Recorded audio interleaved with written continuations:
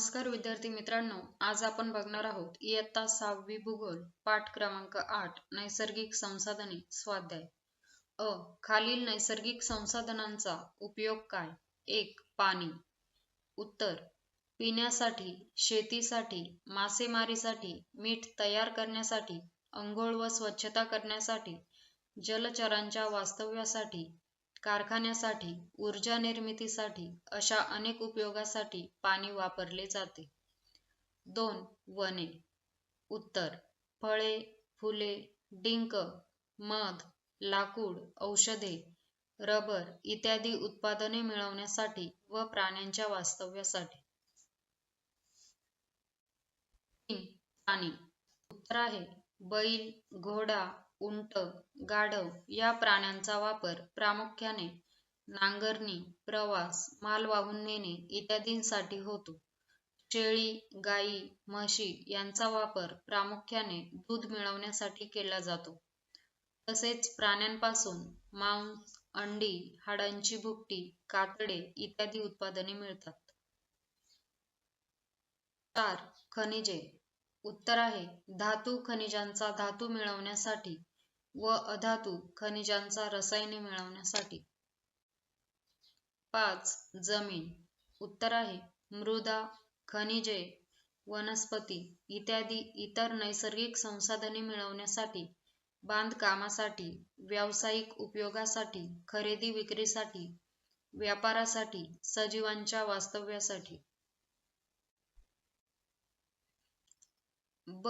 पुढील ओघ तक्ता पूर्ण करा. नैसर्गिक संसाधने: मृदा, शेती, हवा, श्वसन, पाणी, शेती, मासेमारी, मीठ निर्मिती, पिण्यासाठी, खनिजे, धातू, वनस्पती, फळे, फुले, लाकूड, रबर, डिंक, लाख, प्राणी, मासळी, जमीन, नैसर्गिक संसाधने मिळवणे, बांधकाम, जागेची खरेदी विक्री, व्यापारासाठी.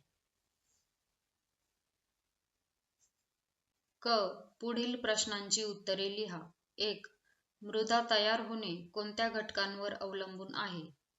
उत्तर आहे मृदा तयार होणे प्रामुख्याने मूळ खडक, हवामान, जैविक घटक आणि कालावधी या घटकांवर अवलंबून असते.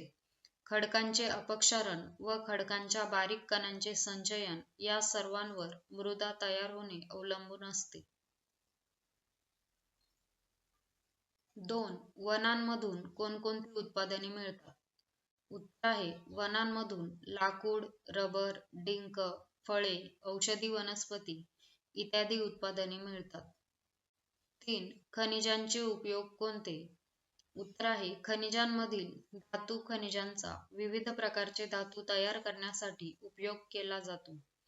खनिजांमधील अधातू खनिजांचा रसायने तयार करण्यासाठी उपयोग केला जातो. रसायनांचा औषधे तयार करण्यासाठी उपयोग होतो. 4. जमिनीचा वापर कोणकोणत्या कामांसाठी केला जातो? उत्तर आहे मृदा, खनिजे, वनस्पती तसेच इतर नैसर्गिक संसाधने मिळवण्यासाठी, बांधकामासाठी, व्यावसायिक उपयोगासाठी, खरेदी विक्रीसाठी, व्यापारासाठी, सजीवांच्या वास्तव्यासाठी इत्यादी कामांसाठी जमिनीचा वापर केला जातो. 5. नैसर्गिक संसाधनांचे संवर्धन करणे का गरजेचे आहे? उत्तर आहे लोकसंख्या वाढ व मानवाचा हव्यास यांमुळे नैसर्गिक संसाधनांचा अतिरेकी वापर होत आहे. त्यातूनच निसर्गाचा समतोल ढासळण्यास सुरुवात झाली आहे. याशिवाय बहुतांशी नैसर्गिक संसाधने ही मर्यादित स्वरूपाची आहेत. त्यामुळे निसर्गाचा समतोल टिकवून ठेवण्यासाठी नैसर्गिक संसाधनांचे संवर्धन करणे गरजेचे आहे.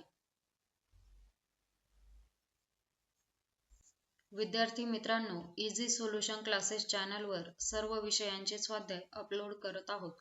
चॅनलला सबस्क्राईब करा आणि सोप्या भाषेतील स्वाध्याय अभ्यासा. Thanks for watching.